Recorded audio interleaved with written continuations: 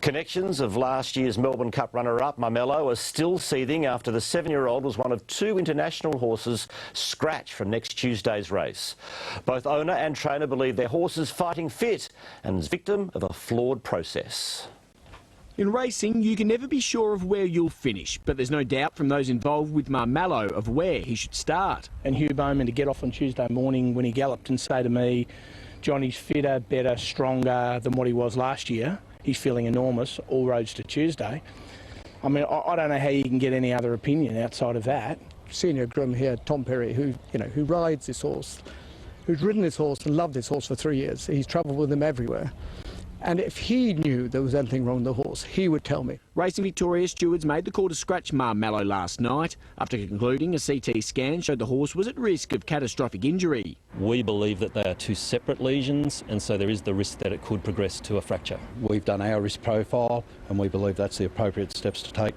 But the advice is different to that independently provided to Connections, and with this particular scanning process new to Australia this spring, they're more than a little sceptical. Somebody said to me the CT scanner is a very dangerous weapon in the wrong hands. So aggrieved with the process, the team is considering further action. Not are they the police, they're the judge, the jury, the prosecutor and the hangman. And I think that's frightening, the sort of power put in people's hands. They've certainly reached out to get some legal advice in relation to things, and it's something we're certainly going to do. I can understand them having a level of frustration and being emotional about it, but I'm confident that the correct process has been run. Officials also made the call to scratch Godolphin's Ispalini. While the stable is disappointed, it's moved on to preparing cross-counter for his Cup defence. We're here and we want to play by the rules of Racing Victoria, and that's what we're going to do. Tim Morgan for 10 News First. All the glamour and luxury on offer in this year's Birdcage at Flemington. Carrie-Anne Greenbank was there. As model Kate Peck found out, springtime in Melbourne can bring sudden showers. The launch of the Marquee not entirely going to plan, as this year's glamorous birdcage venues were unveiled. From Bumble's brass band and matching girls' brigade to a decadent soiree with an impromptu pillow fight at 1 Oliver Street. The star-studded lineup has lost some of its lustre. Megan Gale noticeably absent, pulling out due to animal cruelty. The same reason Asher Keddy gave for avoiding the track. But inside the Marquees, it was all systems go for celebrity chefs. Guy Grossi whipping up a feast at Tabcorp.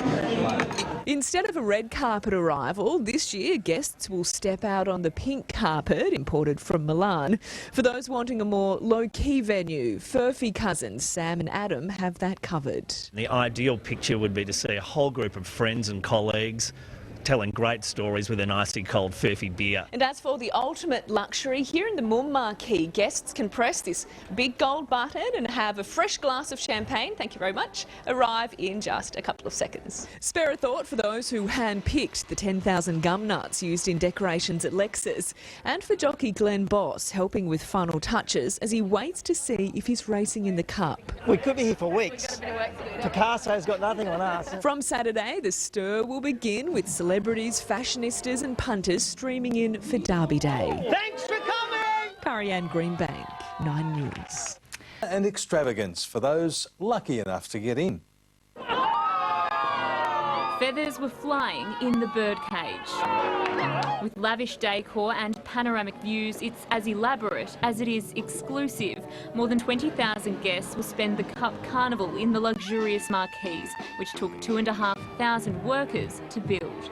Calling the Marquees is a bit undeserving really, because they're massive buildings. There's a lot of people working here, hundreds and hundreds of builders and designers.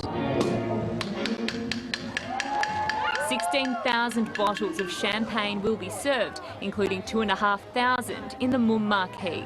The largest marquee is Furphy, the Cup's official beer. 400 people will walk through its doors on each of the 4 race days. The Marquee itself has been inspired from a traditional old Melbourne pub. Guests in the Lexus Marquee will be served by celebrity chef Neil Perry. The whole idea is to make sure that everybody has a great time but eats enough food to stay, really nice. There really is no expense spared here at the Birdcage. This pink carpet entrance to the exclusive Marquees was imported especially from Milan. The Cup Carnival begins on Saturday with the run-in of the VRC Derby. Louise Cheatley, 7 News.